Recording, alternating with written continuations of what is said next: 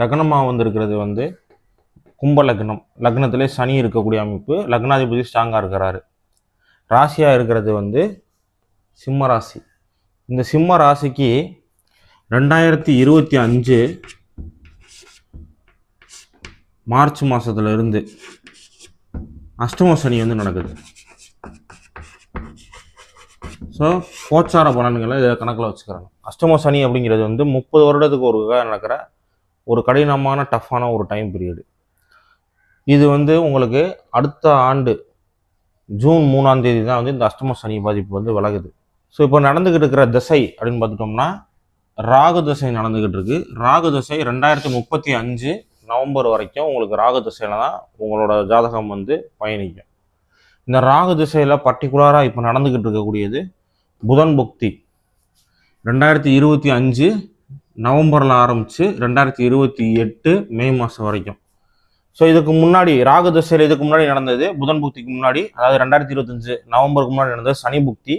ராகுக்கு சனி வந்து சஷ்டாஷ்டகமாக இருக்காது, அதாவது ராகுக்கு 6ல் இருக்கிறார். அப்படின்னா என்ன அர்த்தம்? தீய பலன்கள் வந்து 2025 நவம்பருக்கு முன்னாடி ரொம்ப வந்து ஹெவியாக நடந்திருக்கும். அந்த டைமில் வந்து உங்களுக்கு உடல்நிலை சம்மந்தப்பட்ட பாதிப்பு ஏதாவது இருந்திருக்கும். 8ஆம் இடம் அப்படிங்கிறது வந்து மறைமுகமாக கண்ணுக்கு தெரியாத பாதிப்புகள், மர்ம உறுப்பு பாதிப்புகளை வந்து கொடுக்கக்கூடிய அமைப்பு அப்படிங்கிறது வந்து இதில் இண்டிகேட் ஆகிருக்கு. சரியா? அப்போ ராகுதச சனி புக்தியில் உங்களுக்கு வந்து அந்த ஹெல்த் இம்பேக்ட் அப்படிங்கிறது வந்து ஸ்டார்ட் ஆகிருக்கு. இந்த ராகுதச புதன் புக்தி அப்படிங்கிறது லக்னத்துக்கு அது 11ஆம் வீட்லேயும் லக்னத்துக்கு 5ஆம் அதிபதியாகவும் புதன் இருந்து 5ஆம் வீட்டவே பார்க்கக்கூடிய அமைப்பு புதன்.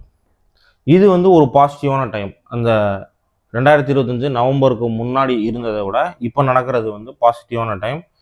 இது 2028 மே மாதம் வரைக்கும் நடக்குது. இந்த ராகுதசை புதன் புக்தி இந்த டைம் பீரியடுக்குள்ள உங்களுக்கு இந்த ராகுதசை சனி புக்தியில் நடந்த அந்த ஹெல்த் இம்பேக்டு, இந்த உடல்நிலை பிரச்சனைகள், இது எல்லாமே வந்து இந்த டைம் பீரியடுக்குள்ளே உங்களுக்கு சரியாகும். அதுவும் பர்டிகுலராக இந்த அஷ்டம சனி பாதிப்பு வந்து உங்களுக்கு அக்டோபர் 31ஆம் தேதி வந்து உங்கள் ராசிக்கே வந்து குரு வருவார். அப்போ இந்த அக்டோபர் 31க்கு அப்புறம் இந்த உடல்நிலை பிரச்சனையை வந்து க்யூர் ஆகக்கூடிய அமைப்பு வந்து ஜாதகத்தில் காட்டுது. சனி வந்து 7ஆம் வீட்டை தொடர்பு கொண்டு இருக்கிறனாலையும் 6ஆம் அதிபதினு சொல்லக்கூடிய கடன் நோய் எதிரி வம்பு வழக்கு பஞ்சாயத்தை கொடுக்கக்கூடிய கிரகம் வந்து 7ஆம் வீட்டை தொடர்பு கொண்டு இருக்கிறனாலையும் திருமணம் சார்ந்த விஷயத்தில் பொண்ணோட ஜாதகத்தை நல்லா அலசி ஆராய்ஞ்சு அதுக்கப்புறம் அதை சூஸ் பண்ணுறது நல்லது. ஏன்னா லக்னத்துக்கு 7ஆம் வீட்டை விட லக்னத்துக்கு 11ஆம் வீடு ஸ்ட்ராங்காக இருக்குது, 7 விட 11 ஸ்ட்ராங்காக இருக்குது. அப்படின்னா 2ஆம் திருமண அமைப்புக்கு வந்து ஜாதகம் வந்து உங்களை கொண்டு போகும்.